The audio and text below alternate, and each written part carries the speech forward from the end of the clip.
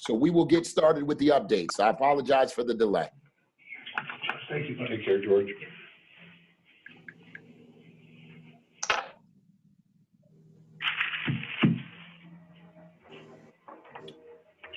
Do you want us to get started, Counselor, with Helen? Okay. Let's get started with Helen. Sorry. That's okay. Okay, update May 14th, the number of cases in the Commonwealth, 80,497 new cases. Yesterday was 1,165. The highest case date in the Commonwealth of Mass was April 23rd.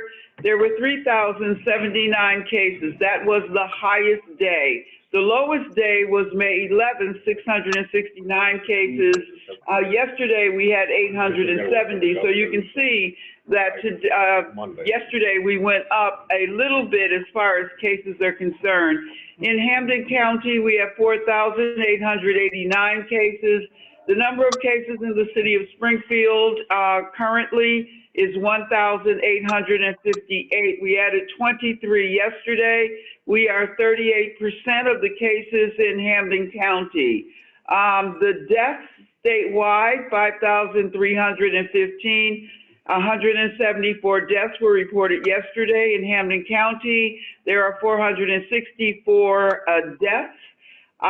There are 70 of those are City of Springfield residents. That could be high. I should say residents. Let me say 30 are residents, 40 are in long-term care facilities. And so it means that our death rate is the same as the Commonwealth, meaning we're about 60%. I don't have the data from yesterday due to the computer challenge we had, but that 70 may go up.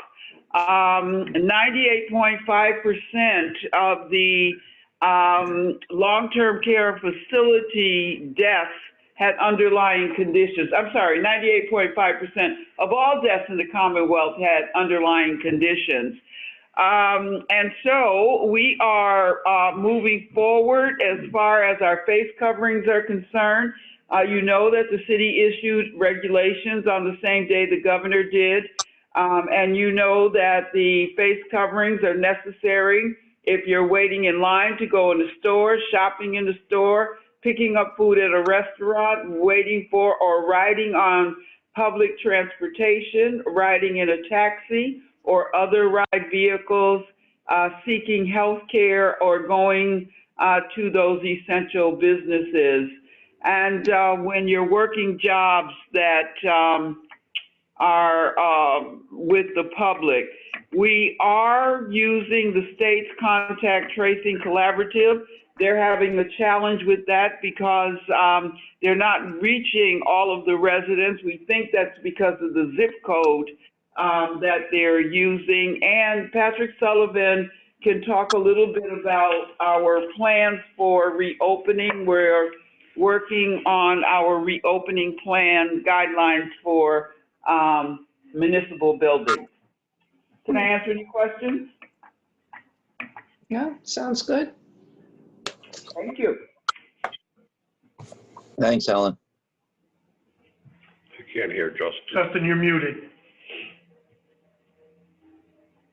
Okay, let's open it up for questions for Helen. Why don't we do that, and then we'll move on to Pat. Are there any questions from the council for Helen? I have one. Councilor Allen. Yeah, thanks, Mr. President. Helen, just what's the trend? Is the trend the way we want it? It keeps going down. I know you gave a couple individual days there, but if you looked at a trend line, is it going down nicely? Well, you know that our highest day was 104 positive cases. Our lowest day just happened a couple of days ago, and it was 16 or 19. And so we have seen some highs and we see some lows. Our average is somewhere around 40 cases a day. So we're in a good position as far as cases are concerned because we're doing more testing. So I expected to see more of a spike than we have. So I think we are really practicing good mitigation strategies, and we're doing well right now as far as containment is concerned. We are seeing a couple of clusters that we're concerned about, and we'll continue to monitor those and try to follow up as appropriate. So are we seeing trends? In the Commonwealth, they've had a 7-day almost trend of lower deaths. They are not seeing that same level of trend as far as cases are concerned, but they are lower than they have been, as you heard me say, what the highest day was and what the lowest day was. Okay. All right, great, thank you. Thank you, Councilor Allen. Councilor Davila, followed by Councilor Letterman. He's muted as well, Council. Councilor Davila, you are muted. I apologize. I'm trying to get Adam in, so forgive me. Okay. Got it. Okay. Thank you, Mr. President. Yeah, more of a comment. I was very pleased to see, I noticed that at least in my district, it appears that there's almost a 100% compliance with the face mask, face covering. I was very pleased to see that, and more of a positive comment on this. And I'm glad to see that the population and the people are responding to it. They are, and I'm very appreciative of the residents of the city because for the most part, they are complying. I visited businesses yesterday. As you know, I've been to Lowe's, CVS, Walmart, Walgreens. I've really tried to get around and smaller shops as well that I'm not going to name. But I think people are really attempting to comply. So yes, thank you very much and I think the residents, we need to just thank them also because they are working with us. So thank you, Councilor. Thank you. Councilor Letterman. Just to add to that, Councilor, and Helen can expound on it, but there's been a good interaction with police and the residents around the face mask wearing, and they're certainly not police aren't being aggressive at all, but they're being educational like we talked about. And so I think that's worked out very well. Absolutely. They're handing out masks when they can. So that's been a good experience. Good. Councilor Letterman. Thanks very much, Mr. Chairman and Commissioner. Good to see and talk with you. I was just wondering, as I think we're hearing a lot at the state level about reopening and the phased reopening. I know the governor has been sort of a very resolute in releasing the majority of that phase 1 plan on Monday. So we haven't gotten a lot of indication about, at least publicly, what that first phase will look like. But do you have any ideas about when he's discussing the first phase and reopening, what aspects of the economy he's necessarily talking about? And also, I think the other thing we're hearing on the public health official side is that, you know, until there's a vaccine or a more confirmed treatment for COVID-19, we're really looking at a new normal as opposed to getting back to normal. And do we have an idea of kind of what that might look like in the first phase for folks? So I think, thank you very much. As far as the businesses are concerned, the mayor is waiting for the governor's guidance as far as what is he going to recommend as far what businesses would be appropriate to open in phase 1. They've talked about outdoor dining, as you know, for restaurants. They've talked about construction. There have been a number of businesses that have been mentioned that, well, construction is already open actually, but they are talking about a number of businesses that can safely reopen in phase 1. So the mayor is waiting for that guidance. We are internally just working on the municipal building opening, and we will wait for the guidance from the governor and federal and state public health officials to advise us around what those phases need to concretely look like as far as businesses are concerned. I don't think we know that at this point, not unless there's something that that has been put out that I'm just not aware of. No, I don't, and I don't think that there really has been either. So I was just curious if there'd been any talk kind of among public health officials across the state. And I think the other thing related to the phased reopening that I'm very concerned with is if the governor and the state officials begin to allow reopening of certain parts of the economy in the absence of vaccine or proven treatment or advancements in treatment, I want to make sure that we're in a position to enforce any types of mandates that they put on employers in terms of making sure that their employees are protected. Because in other words, if people are told they must return to work and are no longer eligible for the unemployment benefits that have been put in place, that's a big area of concern. I know we have a lot of constituents that are very likely working in those areas that might go back first. And so I want to, I just hope that we're prepared to be able to go out and enforce any mandates that are put on the employers to protect the employees in those sectors. I've actually had that conversation with public health officials across the state, and internally with my staff. So you're absolutely right. There needs to be our enforcement and our ability to be in those businesses or working with those businesses to assure that they are doing what's necessary in order to protect their clients or their patron as well as their employees. So that might look like an increase as far as staff is concerned to be able to make sure we're doing that. We know what we have to do as far as the non-pharmaceutical interventions are concerned. Those will continue, the social distancing, the hand washing, the face coverings. And you are absolutely right. Until there is a vaccine, I don't think that we're going to appropriately understand, really what this new normal is going to be. When there is a vaccine, if and when there's a vaccine, I think then we'll be more comfortable moving out into the community. But we will continue with the non-pharmaceutical interventions. Thank you. Thank you, Councilor Letterman, Councilor Ramos, followed by Councilor Walsh. And Brendan, if you could give me the ability to lower people's hands, it would be greatly appreciated, sir. Go for it, Councilor Ramos. Thank you, Mr. President. Good morning, everyone. I have two very brief questions that I wanted to ask of the commissioner. First one is actually, Tom, you may be able to answer this one as well.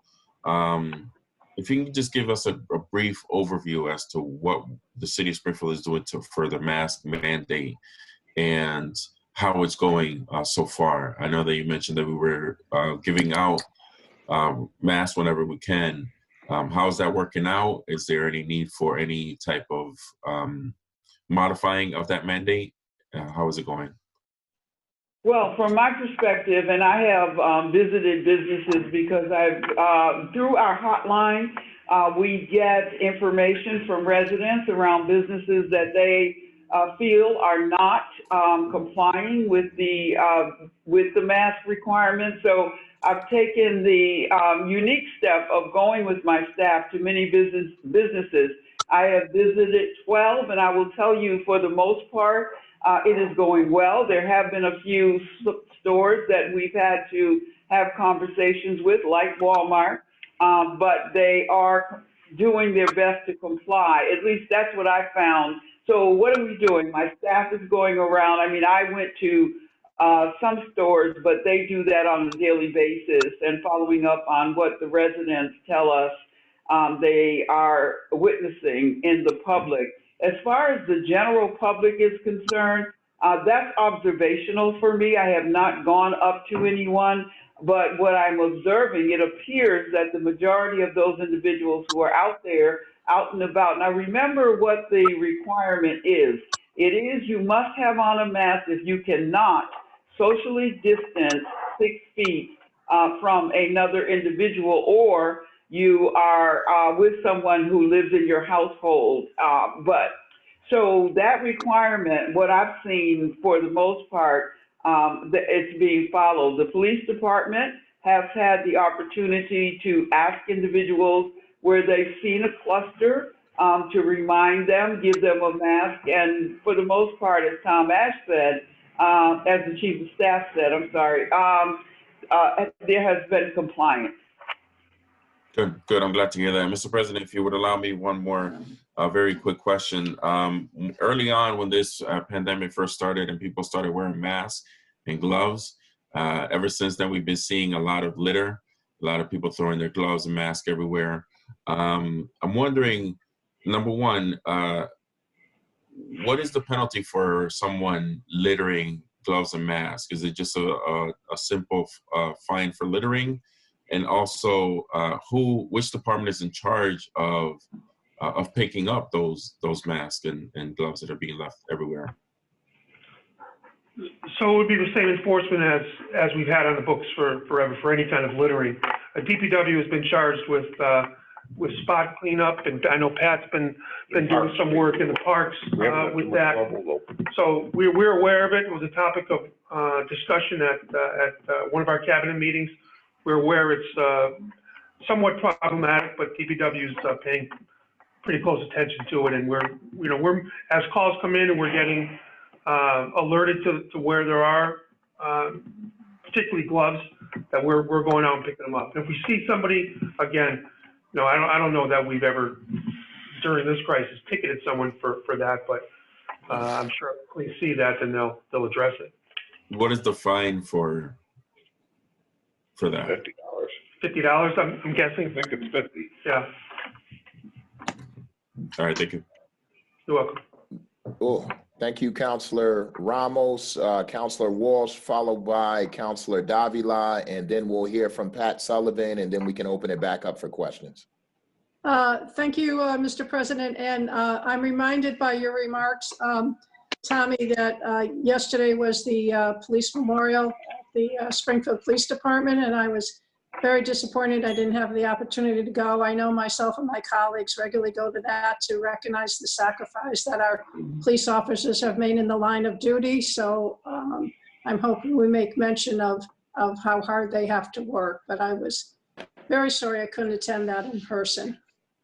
I can tell you, Councilor Walsh, that both the Beauregard and Scavina families contacted the mayor this morning, and we're very thankful that despite the fact that they couldn't attend, that the event was very solemn and it was very respectful, and they were very appreciative that it occurred.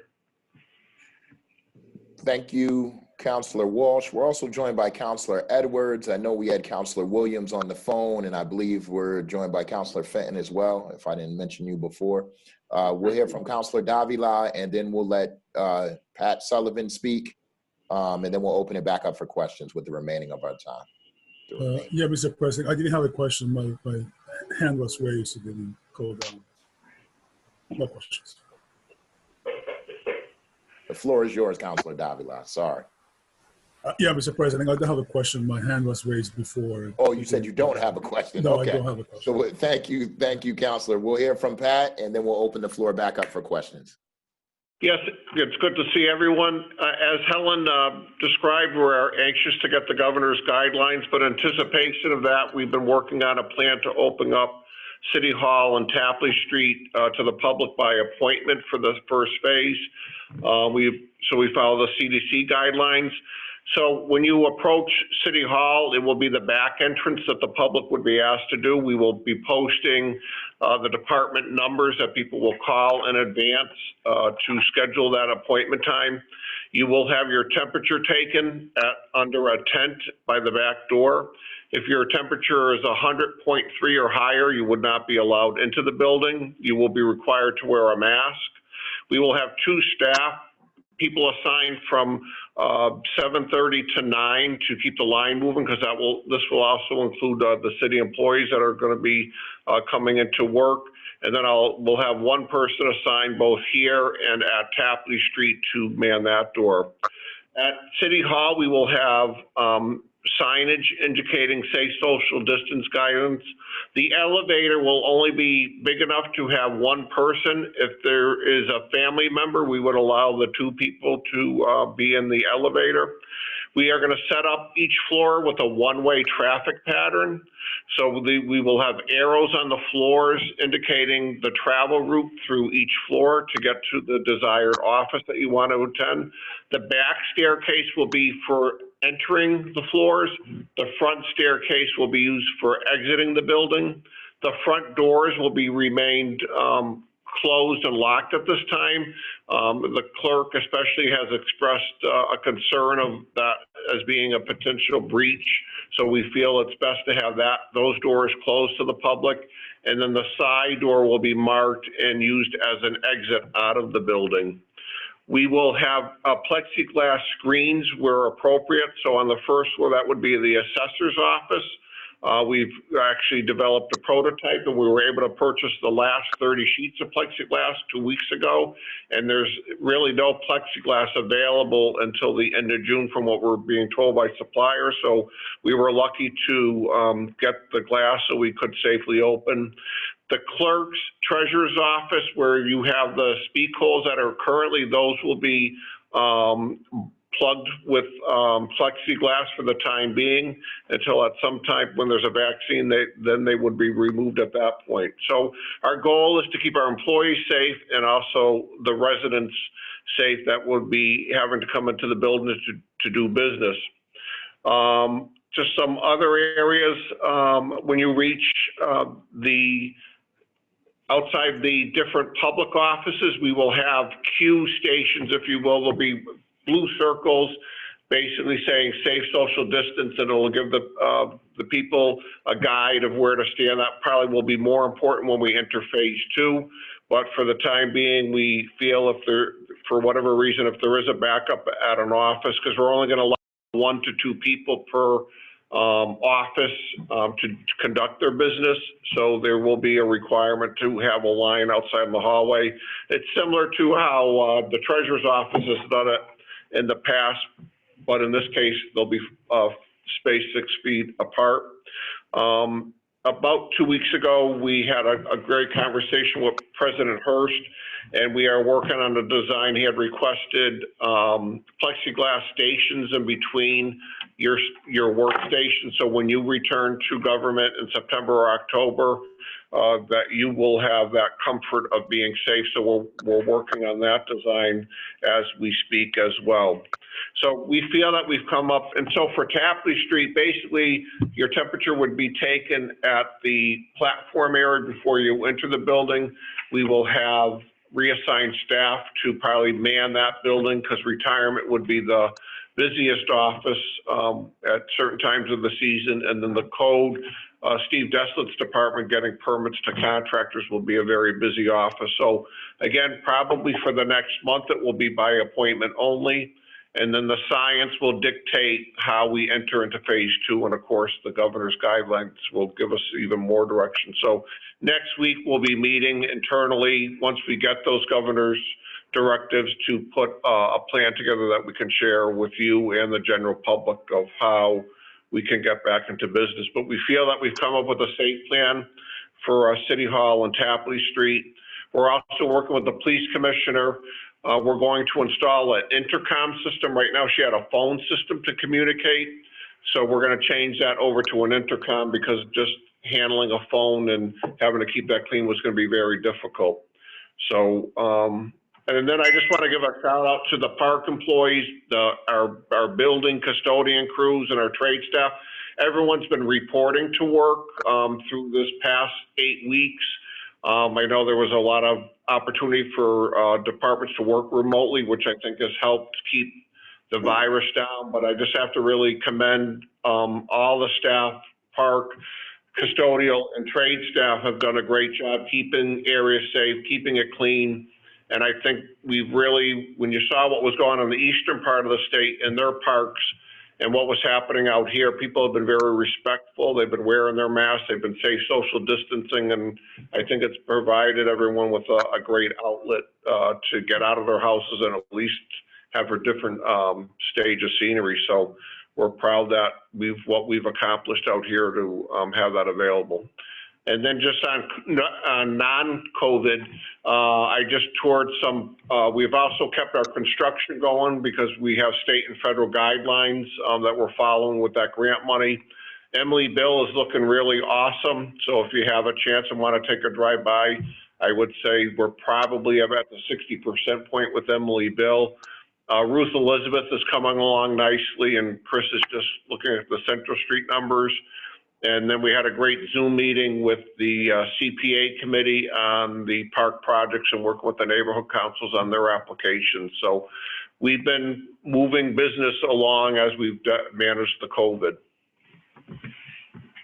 Thank you, Pat. I will open it up to questions, but before I do, I just want the council to know that while things are fluid, I think the idea was that we would not return to the chambers until at the earliest September. I think if we can get through June, we only have one more meeting in May. If we can get through June, then we only had one meeting in July and one meeting in August. So it didn't make sense for us to return, in my opinion, before then. We'll also have a little bit more information from a health standpoint in terms of the direction that this virus is going in and whether it makes sense for us to return in September or not. So we'll certainly have some more guidance, and we'll get to see how City Hall is actually doing and faring, as they probably will have returned before us. So I will be reaching out to everybody individually. I know I've talked to some counselors already, but you all will hear from me in terms of assessing your comfort level with respect to going back to the chambers at some point in time. Counselor Walsh, followed by Counselor Letterman, and then Counselor Fenton. Thank you, Mr. President. I have a couple comments. One, I'm wondering, and probably I should direct this to you, Tommy, as Chief of Staff, but if there are fewer people coming to City Hall and people are going to be making appointments, are we going to be opening up any parking spaces for constituents when they come to City Hall? Because there's probably 13 vacant spots right now with the city councilors being at home.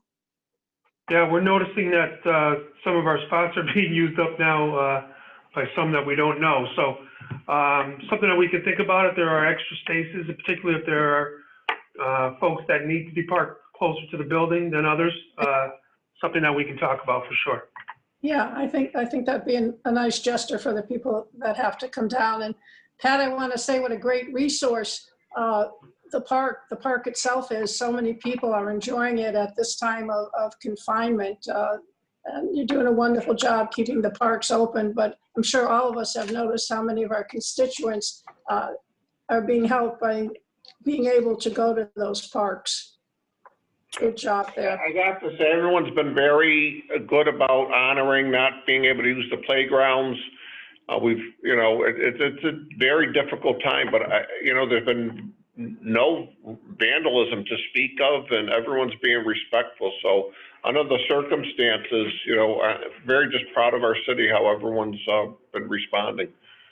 Right. And my last question is really about the city council office. I mean, what is the protocol for the city council office and constituents going there? Yeah, so what we'll do, I didn't mention this, but we've ordered hand sanitizer stations to be outside these public offices, and of course the city council office would be included in that. They will be giving, the staff there would have a mask available, potentially glasses that they could wear, and then they would keep that half door closed. So I don't think it's appropriate to bring the public right into their office, but there will be a way that they can interchange and discuss things with constituents and then they can get that information back to you. Okay, thank you. Thank you, Counselor Walsh. Counselor Letterman, followed by Counselor Fenton. Thanks, Mr. Chairman. Pat, first, thank you so much to you and to your team also for all the work that has been done.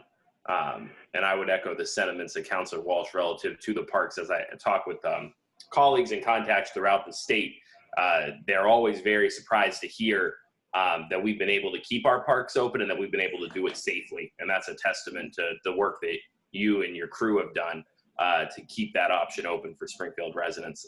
Relative to Forest Park, I know I've heard from some residents and organizers of the Forest Park Farmers Market looking for some information about if it might be possible to safely open a farmers market over the summer. And, certainly we want to keep everybody safe, but I'm also cognizant of the impact that especially in Springfield our farmers markets have, as they're one of the only places where you can utilize the state benefits that double the amount of fresh produce you can buy if you're you're eligible for those. And so especially with the rising grocery prices, I'm just curious if there's been a protocol worked out for that type of operation to open safely.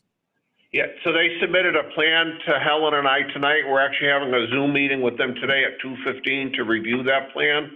And following the governor's guidance, they probably could allow 25 to 30 people per time. And then we would have to have a queue line, if you will. So we're going to listen to them today and then bring that back to the mayor and see how it fits into the overall guidance. But, you know, probably after the 26th of May, we could probably start looking at having that reopen on a limited basis with all the safety protocols in place. Sure. Yeah, I mean, health and safety has to come first. I just want us to be cognizant also of the members of the community that rely on that benefit, especially with the governor has issued early guidance on that, and they felt it was important. And if you probably saw Northampton open this week, so that is considered one of the things he would like to see open under the phase one, with some of them already opening. So we're working hard to make that happen. Our market is very confined, so it's just difficult to try to manage. But I think it looks like they put a plan that we can work with them on. Great, thank you. Thank you, Councilor Letterman. Councilor Fenton, followed by Councilor Gomez. Thank you, Mr. President. This is just a comment in response to one of the things that Pat said about the council chambers. I think we're all grateful for the leadership that President Hearst has demonstrated during this time, and really grateful for these continued Zoom meetings and keeping us all on track in terms of getting back to life as normal. I just want to say, though, in response to the comment about potentially installing plexiglass in the council chambers, maybe we do end up there at some point, and I don't know how or who makes that decision, but I feel compelled to provide my 2 cents, which is that at this point, that does seem a little premature to me, particularly given what you said about the shortage of plexiglass. So if we have it, it would seem that we should make sure that we exhaust using it on all of our customer-facing locations before we talk about installing it in the council chambers. And I'm sure we'll continue to get updates from President Hearst about what a reasonable re-entry point is for us into that room. But if we're back in that room, it's sort of hard for me to imagine it based on the facts that I know right now, with plexiglass separating the 13 of us. So no need necessarily for a response. I just felt compelled to say that. Yeah, so I didn't mean to jump ahead, Councilor Hearst, on that issue. I just wanted everyone to know we had that meeting and we were working on it.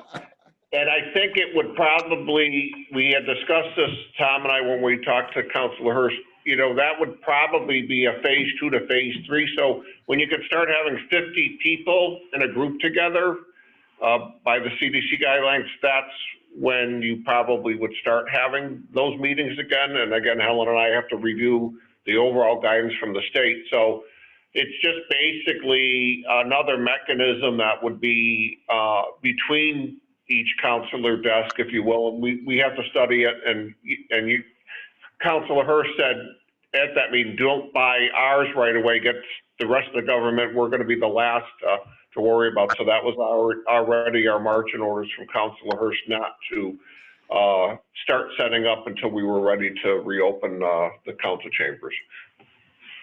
And to your point, Councilor Fenton, that's exactly what should happen. I mean, we obviously want to protect the employees and the public first. We don't necessarily have to be in the chambers to conduct our business, and so we'll certainly make sure that they're protected before we go back and resume our activities.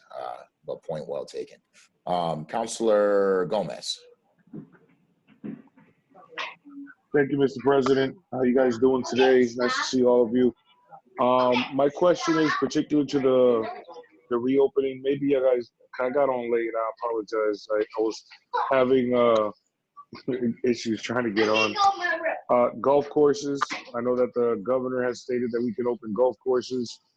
And the only reason why I'm asking about the golf courses is particular to that, but I know that you've been talking to our friends down here by the river, and in isolation, you know, we have a kayak program that we're trying to lift off here over at North Riverfront Park, and there's only one person per kayak, and it would, you know, just to get people socially out there, I mean social distancing, but you know, away from folks. If we're opening the golf courses, I know you're working on it.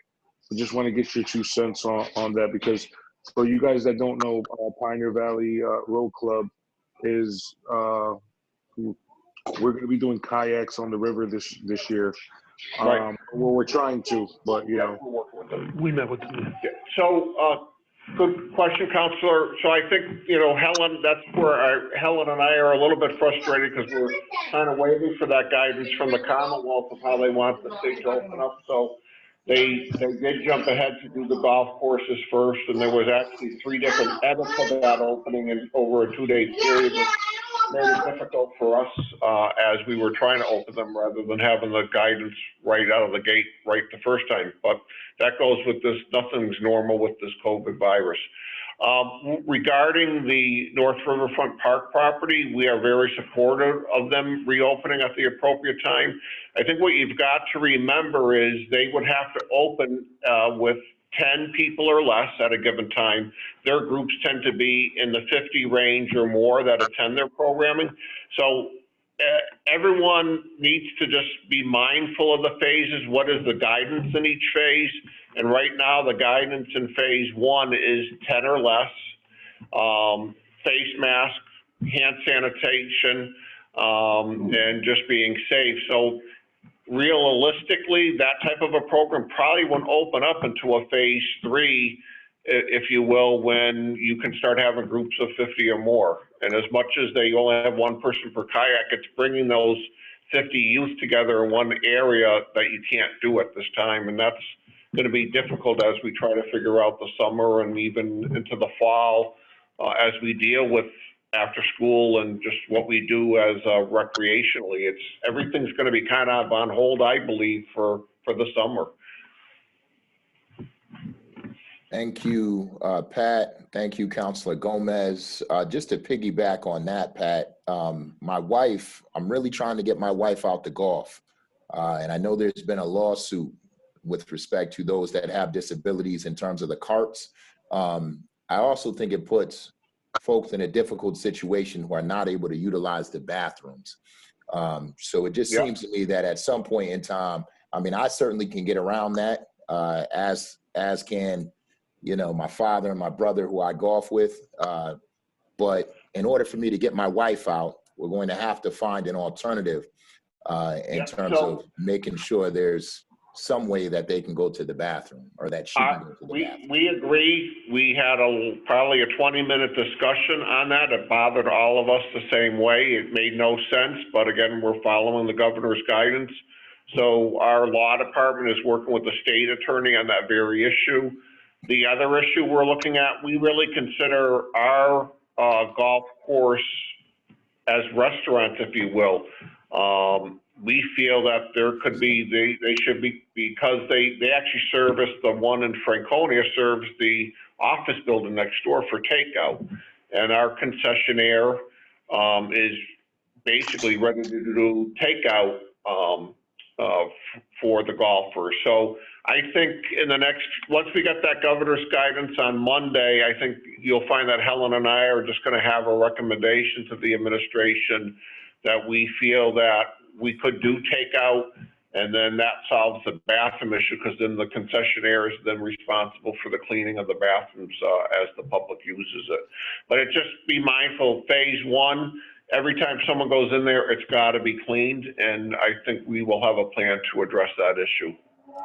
I think to Pat Sullivan's point, Councilor President Hurst, that was the first thing that we noticed that we felt was discriminatory, particularly for women, For sure. because we felt that it was important that we were able to access the restrooms. And so thank you for bringing that up, because that is an important point. Absolutely. And that might be the only way that I get to golf, Commissioner, is if she comes. So We hope, Council President, the governor's press conference on Monday provides a lot of clarity on maybe on that point, but certainly others. And then the mayor is planning his own press conference for probably midweek to address how we're going to do a lot of those things. Thank you. So I see Councilor Letterman's hand up in the queue. It is now 12:16. So Councilor Letterman and Councilor Davila, we will conclude with your two final questions. I don't see anyone else's hand. May I just, while you're moving on to Patrick Sullivan, I just want to make sure that you know that the city will be publishing a guide for departments and how they will receive the public. So we have the libraries, elder affairs, animal control, veterans, those departments that greet the public that Patrick Sullivan did not talk about. We will also be assessing. Those departments have given us plans. They have not been technically approved, but they understand the phases and what we're asking them to do. I just wanted to say that because although we're concentrating on City Hall and DPW, we recognize that there are other departments that the public may need to access, and we want them to do that safely as well. Thank you, Commissioner. So we have Councilor Letterman, Councilor Davila, and then Councilor Allen, and then we will close out after Councilor Allen. Thanks, Mr. Chair. I just had one question relative to the phased reopening, and Tom started to touch upon it with the mayor holding something midweek after the governor Monday. I just want to make sure that, do we know that when the governor makes his announcement Monday, people won't think that it takes effect Monday? In other words, will it be clear that the city will still have control over implementing whatever plan he puts in place? Yeah, we talked about that at length. That's an important, because we know that a lot of people think that Monday is back to normal in that respect. So we're putting it out on all our social media that that's not the case. And again, after Monday's press conference with the governor, we'll be able to detail that more to the public. But for now, we'll be responsive, to social media and things like that we're not open for business. It's not back to normal, nor will it be for a while. Okay. All right. Thank you. Yeah. Thank you, Councilor Letterman, Councilor Davila, and then Councilor Allen, and then we'll wrap up. Thank you, Mr. President. Pat, I just was listening to your update, and it seems to me that the plan that has been developed is a very good, solid plan. It makes a lot of sense. My compliments for it. I think it's a sound, safe plan to go forward. The one thing that I didn't hear from the buildings, you mentioned City Hall and you mentioned Tapley, but what about the police department? Are they, they continue? What are they doing now? Because I'm still not exactly clear what they're doing now.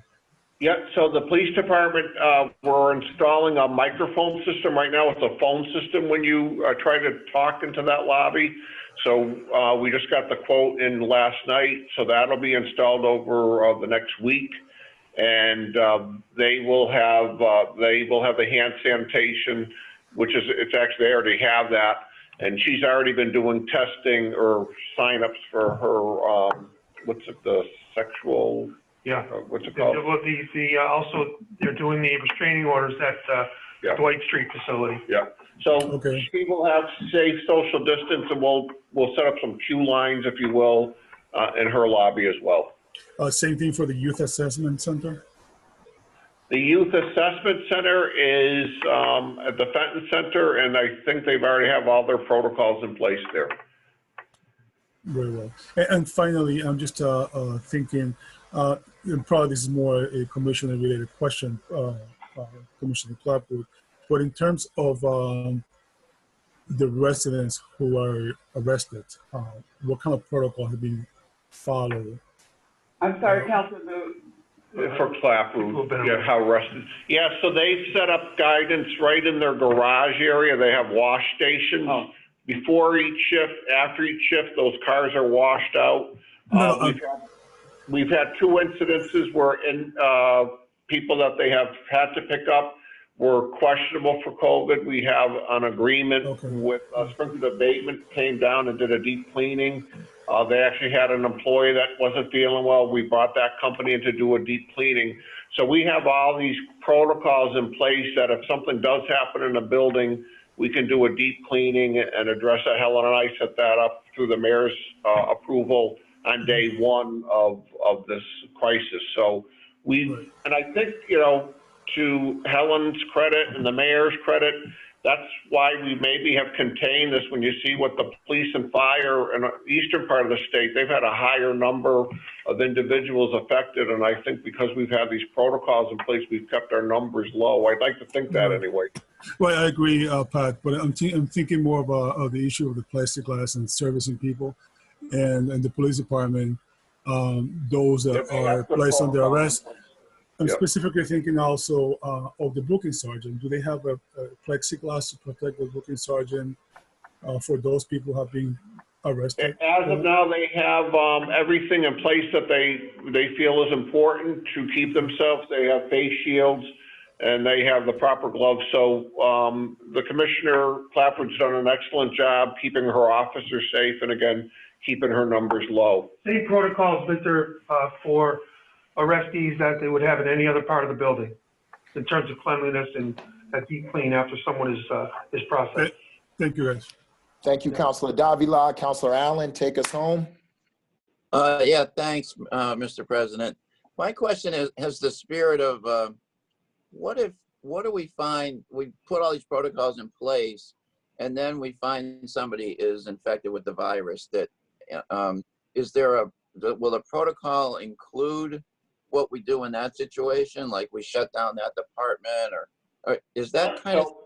So if someone came in and the next day, and this has happened where a loved one at home has been diagnosed and they now have to self-quarantine, we go in and we do a deep cleaning of that space.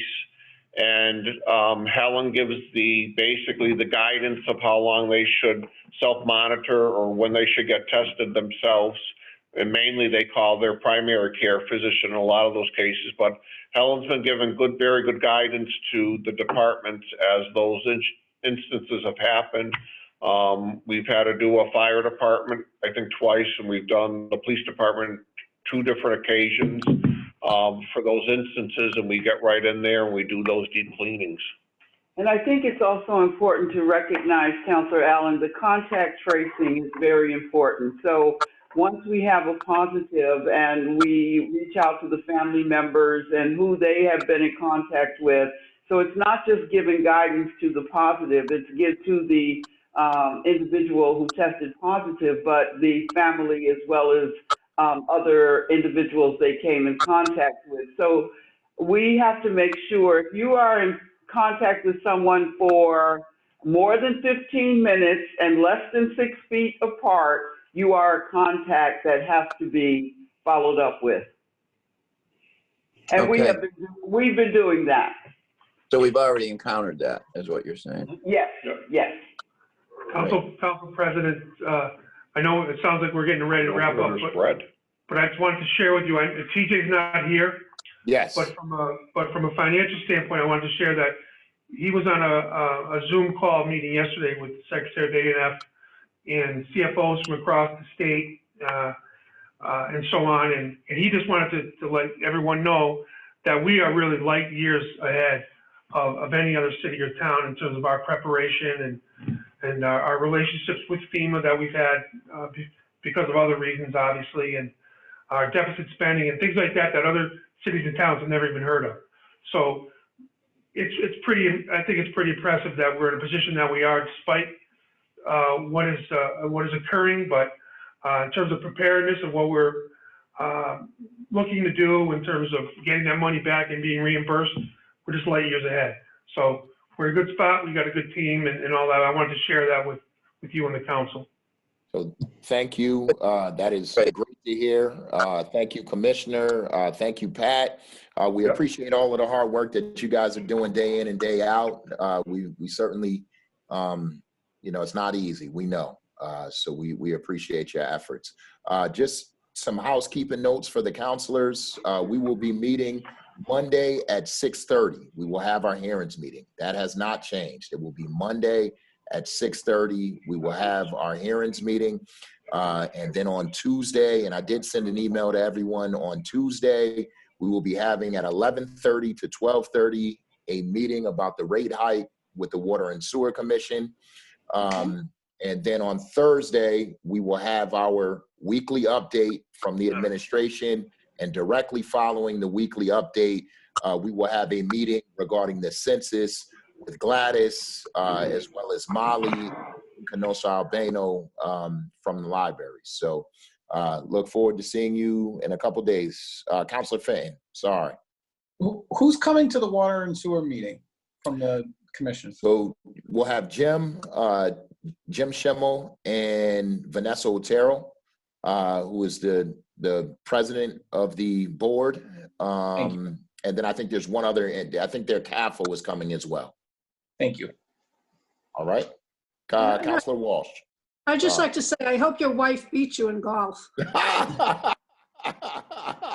I just wanted to show her, I need her to come out so she can see how safe it really is, Councilor Walsh. And I'm sure anybody can beat me in golf. Guys, take it easy. Have a great afternoon. Enjoy the day. Thank you, Mr. President. All right, thank you. Good job. Thanks. Good job. Take it easy.